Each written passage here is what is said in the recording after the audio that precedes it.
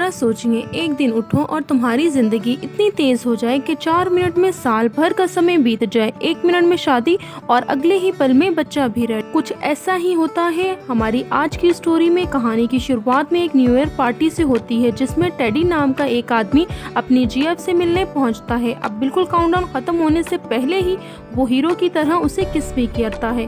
दरअसल वो लड़की उसकी जीएफ थी ही नहीं, बल्कि उसने गलती से एक लियान नाम की लड़की को किस कर दिया था, जिसके दौरान टेडी के मुंह में लियान का खाया हुआ खाना चला गया था, जिसमें शायद कुछ ऐसा था जिससे उसे एलर्जी थी। इसी वजह से अचानक उसकी तबीयत खराब होने लगी। तभी वहां अचानक टेडी की जीएफ बेका भी पहुंच गई, पर टेडी ने उसे सच नहीं बताया। लियान टेडी के लिए दवाई लेकर आई, जिसके इस्तेमाल के बाद उसे सही लग रहा था, और इस दिन के बाद से ही टेडी ने बेका से ब्रेकअप कर लिया और लियान को डेट करना शुरू कर दिया। तो एक चुम्मी की ताकत तुम क्या जानो बेका बाजी। कुछ सालों बाद टेडी ने लियान को शादी के लिए प्रपोज किया, और लियान के हाँ कहने के बाद वो दोनों टेडी के फादर की कब्र पर उनको ये न्यूज़ देने पहुंचे, जहां टेडी कहने लगा काश वो ये पहले कर लेता। टेडी के फादर भी इनकी खुशी में शामिल होते। थोड़ी देर बाद वहां एक अनजान औरत आई, जिसने टेडी को शादी की लिए मुबारकबाद दी और पूछा शादी आखिर कब है। इस पर टेडी ने उसे बताया शादी की डेट के बारे में भी नहीं सोचा। उस बूढ़ी औरत ने उसे समझाया हमें चीजों में ज्यादा देर नहीं करनी चाहिए, क्योंकि कई बार साल चुटकियों में गायब हो जाते हैं। उसने शादी पर टेडी को एक स्पेशल गिफ्ट देने का वादा किया। 2 हफ्ते के बाद टेडी और लियान ने शादी की, जहां टेडी का बेस्ट फ्रेंड सैम ने एक स्पीच दी। पार्टी एंजॉय करने के बाद टेडी और लियान अपने घर पहुंचे, जो इन्होंने अभी अभी खरीदा था। टेडी ने लियान को बताया जिस अंगूठी से उसने लियान को प्रपोज किया था वो उसे असल में उसके फादर ने अपने हाथों से उसकी माँ के लिए बनाई थी। लियान के बाथरूम में जाने के बाद टेडी गिफ्ट देखने लग गया। उसे एक टीन का कैन मिला, जिसमें एक छोटी सी चीज थी और साथ ही कागज में लिखा था उसे 10 साल तक मत खोलना। टेडी ने इस बात पर ध्यान न देते हुए उसे साइड में रख दिया। अगले दिन सुबह उठने के बाद टेडी अपने आसपास इतना बदलाव देखकर हैरान था।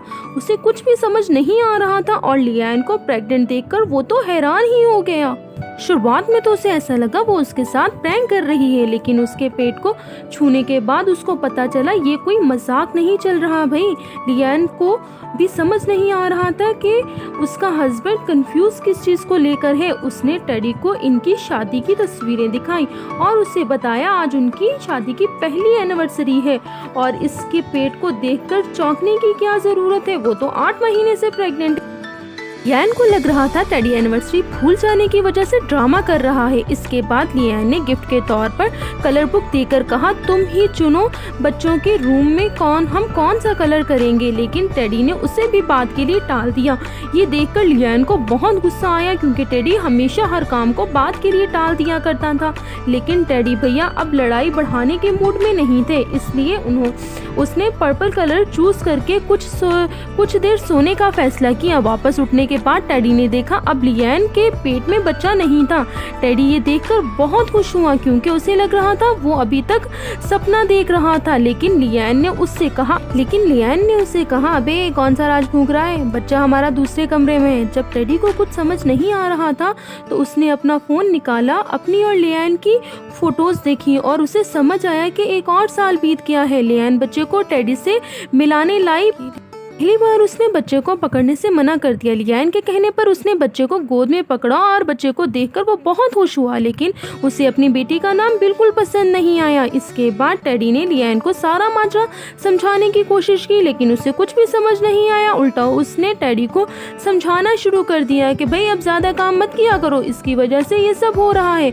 आज अपने बच्चे को भूल गए हो, कल को मुझे भी भूल जाओगे। फिर टेडी ने उसे यकीन दिलाया कि वो थोड़े पैसे कमाकर काम छोड़ देगा। इसकी बात मानकर लियान ने उसे एक टी शर्ट गिफ्ट की, जिस पर उनकी फोटो थी। अब टेडी इतरा कर कहने लगा ये फोटो उन्होंने अपने हनीमून पर खींची होगी। ये सुनते ही लियान का सर घूम गया, वो कभी हनीमून पर गए ही नहीं थे। टेडी इस बार भी अपनी एनिवर्सरी भूल गया था। टेडी ने वादा किया वो अब कभी भी अपनी एनिवर्सरी नहीं भूलेगा।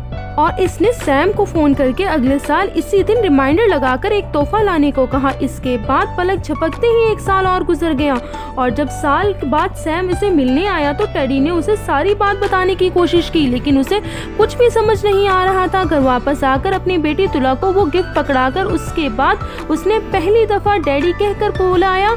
ये सुनकर वो बहुत खुश हुआ, लेकिन लियान ने उसे बताया ये उसका पहला लफ्ज नहीं बल्कि 12वां लफ्ज है। लियान ने गुस्सा करते हुए कहा टेडी कभी भी अपनी फैमिली को टाइम नहीं देता और इससे याद दिलाया कि उनके काउंसलर ने भी यही बात कही थी, जिससे टेडी को पता चला कि उनका रिश्ता फिलहाल सही नहीं चल रहा है। जाने से पहले लियान ने टेडी को एक वॉलेट गिफ्ट किया। तभी 1 साल और बीत गया, तभी वहाँ सैम पहुँच गया क्योंकि आज फिर से उसके फोन में एक रिमाइंडर बना हुआ था। उसने टेडी को बताया कि वो और अब लियान अलग हो चुके हैं। टेडी को हमेशा की तरह कुछ समझ नहीं आ रहा था। इस बीच सैम ने उसे अपनी परेशानियों के बारे में बात करने की कोशिश की और इसने सैम की बातों को पूरी तरह इग्नोर करते हुए लियान के बारे में पूछा, जिस पर सैम ने बताया उसका नया घर बस थोड़ी दूरी पर है। टेडी ने लियान को फोन करके एनिवर्सरी की मुबारकबाद दी, जिससे सुनकर वो हैरान हो गई। इसने टेडी से पूछा कि फिर आज का उसका गिफ्ट क्या होगा, जिस पर टेडी ने बिना कुछ सोचते हुए कहा फ्रूट्स, आ जाओ हम फल फ्रूट्स खाते हैं, तुम्हारे लिए फल फ्रूट लेकर आया हूँ मैं। और ना जाने कैसे इसकी ये ट्रिक काम कर गई और लियान भी इसके घर आने को तैयार हो गई, लेकिन टेडी फोन काटने से पहले ही सैम को बाजार से कुछ फ्रूट्स लाने को कहा। ये सारी बात उधर लियान ने सुन ली थी, जिसके बाद उसने घर आने से मना करके फोन काट दिया। परेशान होकर बेचारा टेडी फ्रिज के पास गया और इसके सामने ही 1 और साल बीत गया, जिस पर उसने अपने घर पर एक औरत को देखा। इसलिए इसे लियान समझकर उसने किस कर दिया। दरअसल वो उसकी एक्स गर्लफ्रेंड बेका थी, जिसे उसने पिछली रात ड्रिंक करके मैसेज करके बुलाया था। दरअसल बेका भी अपने डिवोर्स की वजह से बहुत अकेली थी और अब वो भी टेडी के साथ टाइम स्पेंड करना चाहती थी। तब बदकिस्मती से लियान भी वहां पहुंच गई और दरवाजा खुलने से पहले ही टेडी ने बेका को बालकनी में छुपा दिया। लियान टेडी से इसके मैसेजेस का जवाब ना देने पर माफी मांगती है और इसने टेडी को बताया कि वो अब भी टेडी से प्यार करती है। टेडी ने भी बड़ा दिल करके उसे माफ कर दिया। तभी बेका ने बालकनी से आवाज दी और ये सब देखकर लियान गुस्से से भर गई और टेडी को थप्पड़ मारकर डिवोर्स मांगा। लियान के जाने के बाद टेडी ने बेका से कहा बेटा अब तो तू भाग जा और आज के बाद मैसेज कॉल ना करियो मुझे। लेकिन तभी 1 सेकंड में 1 और साल गुजर गया। अब टेडी ने देखा बेका उसके साथ ही रहने लगी थी। ये देखकर वो बिल्कुल ही पगला गया।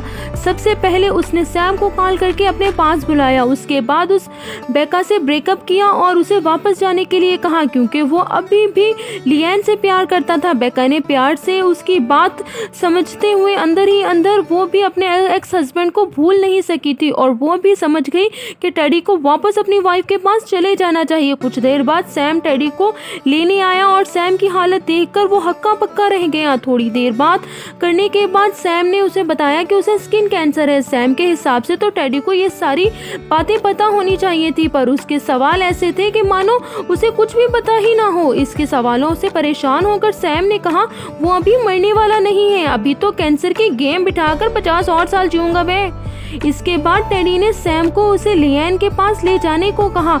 लियान के घर पहुंचकर टेडी उसके कुत्ते को देखकर बहुत खुश हुआ और उसने घर की भी काफी तारीफ की। लियान को लगा था कि शायद टेडी ने डिवोर्स पेपर पर साइन कर दिए होंगे। डिवोर्स की बात सुनते ही टेडी ने किसी भी पेपर पर साइन करने से साफ इनकार कर दिया। उसकी बेतुकी बातें सुनकर लियान उसे वहां से जाने के लिए कहा। जैसे ही उसने एक और कदम पीछे रखा और 1 और साल बीत गया। अब वो सीधा जाकर एक पूल में गिरा जो अचानक से वहां आ गया था। ये सुनकर पैट्रिक नाम के एक आदमी ने दरवाजा खोला और टेडी को वहां से जाने को कहा क्योंकि अब वो सिर्फ तुला से मिलने वहां आ सकता था। लियान के बाहर आते ही टेडी समझ गया कि भाई हमारी धर्मपत्नी ने नया बॉयफ्रेंड बना लिया है। जैसे ही लियान को पता चला कि टेडी ने अभी तक डिवोर्स पेपर को साइन नहीं किया, इसने टेडी को बाहर आकर निकालने की कोशिश की, लेकिन टेडी ने बाहर जाने से साफ इनकार कर दिया और वहां खड़ा होकर पैट्रिक से बहस करने लगा।